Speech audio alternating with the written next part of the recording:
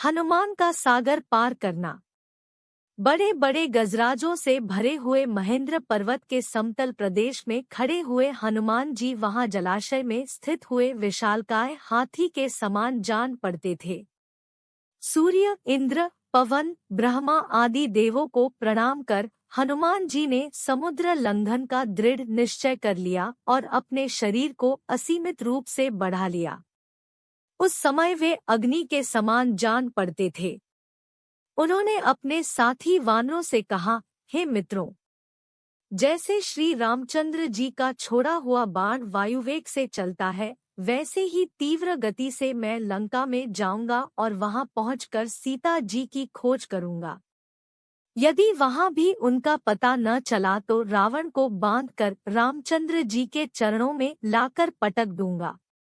आप विश्वास रखें कि मैं सर्वथा कृतकृत्य होकर ही सीता के साथ लौटूंगा, अन्यथा रावण सहित लंकापुर को ही उखाड़ कर लाऊंगा।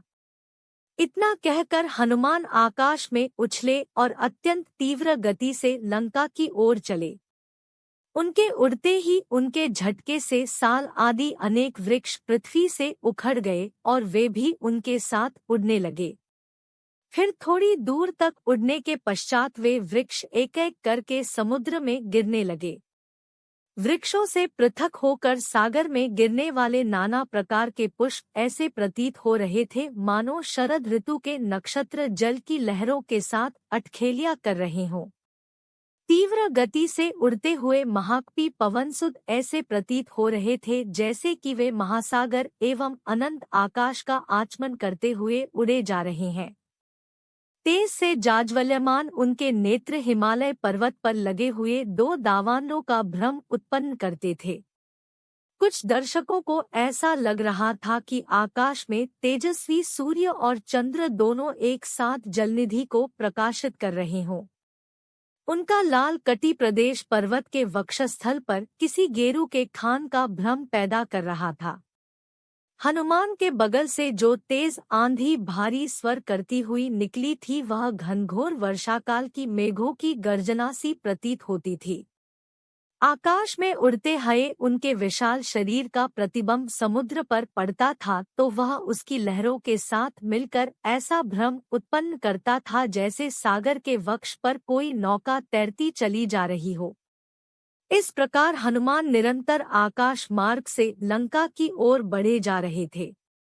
हनुमान के अद्भुत बल और पराक्रम की परीक्षा करने के लिए देवता, गंधर्व, सिद्ध और महर्षियों ने नागमाता सुरसा के पास जाकर कहा, हे नागमाता, तुम जाकर वायुपुत्र हनुमान की यात्रा में विघ्न डालकर उनकी परीक्षा लो कि वे लंका में जाकर रामचंद्र का कार्य सफलता पूर्वक कर पाएंगे या नहीं।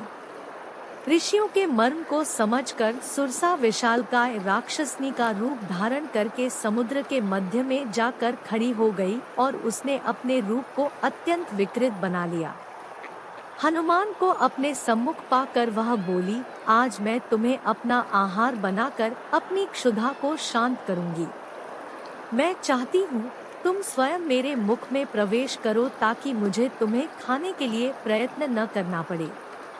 सुरसा के शब्दों को सुनकर हनुमान बोले, तुम्हारी इच्छा पूरी करने में मुझे कोई आपत्ति नहीं है, किंतु इस समय मैं अयोध्या के राजकुमार रामचंद्र जी के कार्य से जा रहा हूँ। उनकी पत्नी को रावण चुरा कर लंका ले गया है। मैं उनकी खोज करने के लिए जा रहा हूँ। तुम भी राम के राज्य में रहती हो, इसलिए इस कार्य में मेरी सहायता करना तुम्हारा कर्तव्य है। लंका से मैं जब अपना कार्य सिद्ध करके लौटूंगा तब अवश्य तुम्हारे मुख में प्रवेश करूंगा। यह मैं तुम्हें वचन देता हूँ। हनुमान की प्रतिज्ञा पर ध्यान न देते हुए सुरसा बोली, जब तक तुम मेरे मुख में प्रवेश न करोगे मैं तुम्हारे मार्ग से नहीं हटूंगी। यह सुनकर हनुमान बोले, अच्छा, तुम अपने मुख को अधिक से अधिक खोलकर मुझे निगल लो।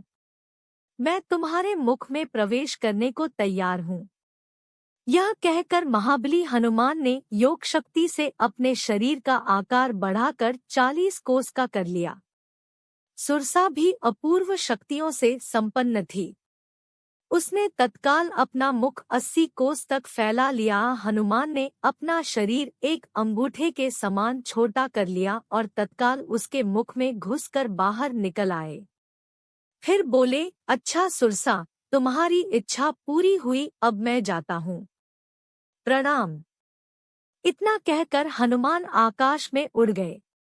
पवनसुत थोड़ी ही दूर गए थे कि सिंहिका नामक राक्षसनी की उन पर दृष्टि पड़ी। वह हनुमान को खाने के लिए लालित हो उठी। वह छाया ग्रहण विद्या में पारंगत थी। जिस किसी प्राणी की छाया पकड़ लेती थी, वह उसके बंधन में बंधा चला आता था। जब उसने हनुमान की छाया को पकड़ लिया तो हनुमान की गति अवरुद्ध हो गई। उन्होंने आश्चर्य से सिंहिका की ओर देखा। वे समझ गए, सुग्रीव ने जिस अद्भुत छायाग्राही प्राणी की बात कही थे, संभवतः यह वही है। यह सोचकर उन्होंने योगबल से अपने शरीर का विस्तार मेघ के समान अत्यंत विशाल कर लिया। सिंहिका ने भी अपना मुख तत्काल आकाश से पाताल तक फैला लिया और गरजती हुई उनकी ओर दौड़ी। यह देखकर हनुमान अत्यंत लघु रूप धारण करके उसके मुख में जा गिरे और अपने तीक्ष्ण नाखूनों से उसके मर्मस्थलों को फाड़ डाला। इसके पश्चात बड़ी फुर्ती से बाहर निकलकर आकाश की ओर उड़ चले। राक्षसनी क्षतविक्षत होकर समुद्र में गिर पड़ी और मर गई।